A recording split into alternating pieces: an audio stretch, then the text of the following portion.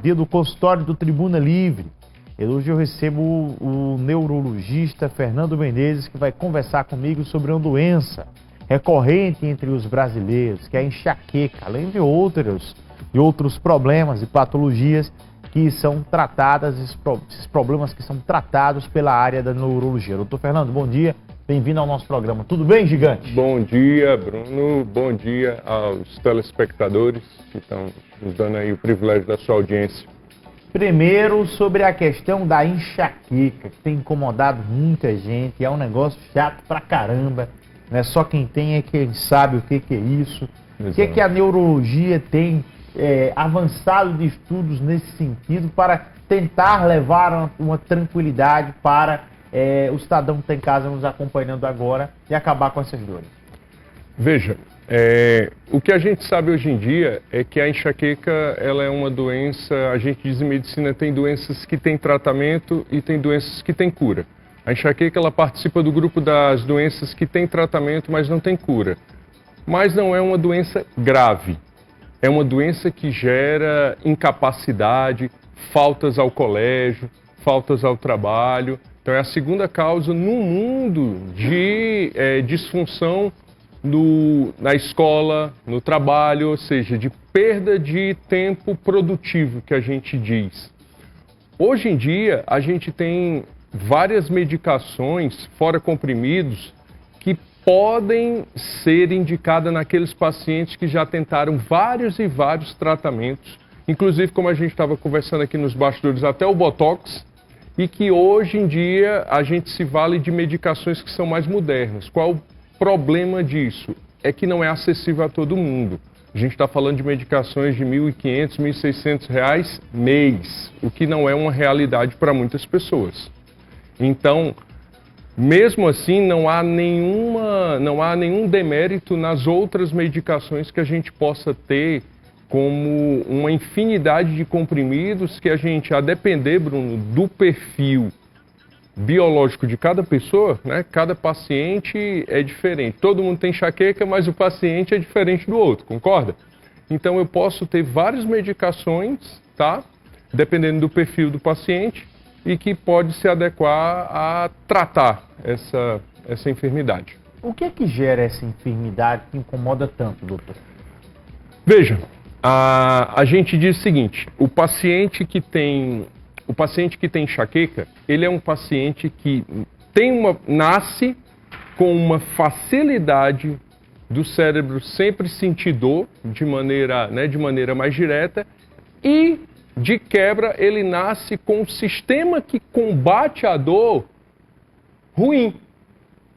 Então é a defesa dele. Exato, é o pior dos dois mundos. Eu tenho facilidade de sentir dor e o meu sistema, que seria os analgésicos que eu produzo, é deficitário. Então, é um prato cheio para você ter esse quadro de dor. A gente fala que muitos dos pacientes também podem trazer essa herança dos pais. Então, a enxaqueca ela pode ter sim um componente genético. Geralmente, quando o paciente diz que tem e a gente chega a esse diagnóstico, algum familiar também traz esse histórico, geralmente mãe, geralmente pai. Há quem fale, às vezes, quem nunca teve, e fala, mas isso não é nada, isso é besteira, isso é frescura. Dá para descrever o que realmente é uma enxaqueca, o quanto ela incomoda, o quanto ela perturba quem está naquele momento com ela? Veja só, eu trouxe até aqui esse modelinho anatômico, para mostrar que existem, então, várias modalidades de dor de cabeça, tá? A enxaqueca, né, para quem gosta aí da origem das coisas, significa metade da cabeça, tá? Do grego. Então, essa é aquela dor de cabeça onde o paciente diz que lateja, que pulsa da metade da cabeça direita, da metade da cabeça esquerda. É aquela dor de cabeça que, acompanhado com isso, o paciente tem aversão, não consegue ficar em luminosidade, não consegue ficar em ambientes com muitos ruídos, barulhos. E a clássica queixa que os pacientes têm de dor de cabeça iniciada ou piorada com aromas fortes. Não, chegue nem perto de mim com esse perfume que eu já começo a ter dor de cabeça. Você já ouviu isso? Muito, já, né? Muito, é verdade. Estão cozinhando alguma comida, abre aspas, carregada, e aí começa a me dar dor de cabeça, um cheiro de uma comida bem, né, temperada. Então, esses estímulos são próprios da enxaqueca, tá? São próprios da enxaqueca. Pessoas, mulheres que pioram no período menstrual, tem muita associação com dor de cabeça. Normalmente, o público de casa deve se identificar com uma dor nessa região aqui, ó, nessa região aqui da testa e na região da têmpora, região lateral. Tanto é que, popularmente, muita gente coloca compressa de gelo. E tem um sentido, porque se o vasinho está fazendo isso, está pulsando, o gelo diminui essa pulsação. No que ele diminui a pulsação, diminui o estímulo de dor. Então, é uma coisa milenar, mas que ajuda bastante. Já tem pergunta, inclusive, do telespectador que está em casa. Qual é a primeira pergunta, ô Breno? Costumo ter enxaqueca, dia sim e dia não. Preciso procurar um especialista, é o Anderson de Cruz das Armas.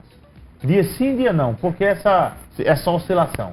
Bom, então assim, a Sociedade Brasileira de Dor de Cabeça, Bruno, ela tem uma campanha que é bem interessante, é bem fácil do público de casa entender. Uma campanha, pessoal, que a gente chama de 3 é demais. Então, se você já teve, ao longo dos meses, 3 meses seguidos, onde em cada mês desse você teve pelo menos 3 episódios de dor de cabeça, isso não é normal. Não quer dizer que a gente está falando de gravidade, mas isso deve ser motivo o suficiente, Bruno, para você procurar atendimento médico com um neurologista, tá certo? Então, dor de cabeça dia sim, dia não, já entra nessa classificação do 3 é demais, e aí o Anderson lá de Cruz das Armas, ele precisa e tem que procurar uma assistência adequada. Tá? Tem uma pergunta de um telespectador que manda aqui para o nosso programa, é o Evaldo de Tambaú. Ele pergunta se a dor de cabeça, a enxaqueca dele tem alguma coisa a ver com bruxismo. É uma pergunta que ele faz agora. Bruno, a minha dor de cabeça pode ter algo relacionado a bruxismo? Pergunta ao programa, foi o Evaldo que acabou de mandar aqui no nosso Instagram. Excelente pergunta, Evaldo. E é uma situação que passa muito batido quando a gente vai fazer a avaliação da causa da dor de cabeça do paciente e esquece de avaliar, aqui no modelinho anatômico, essa região aqui, essa região da mandíbula, da articulação da mandíbula.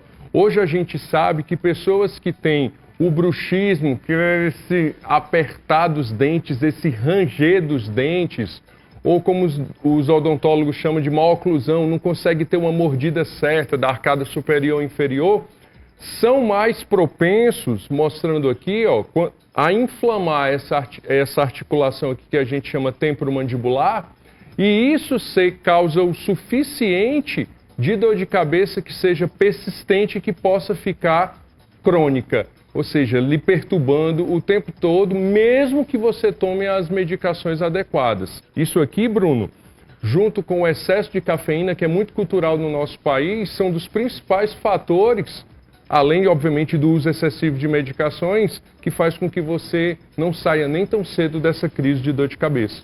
Tem que ajeitar essa parte aqui com um bucomaxilo, com um dentista que faça essa parte de disfunção temporomandibular, disfunção da articulação da mandíbula. Tem mais perguntas chegando agora dos nossos telespectadores. Eu estou usando anticoncepcional e desde então passei a ter muita dor de cabeça. Isso é normal, doutor? É a Ana Cláudia do bairro do Estado. Bom, essa queixa que a Ana Cláudia traz é uma queixa muito comum. A grande maioria dos anticoncepcionais que a gente tem aqui, tá? Os que são mais difundidos, eles têm uma grande quantidade de uma substância chamada estrogênio, que seja sintético ou natural.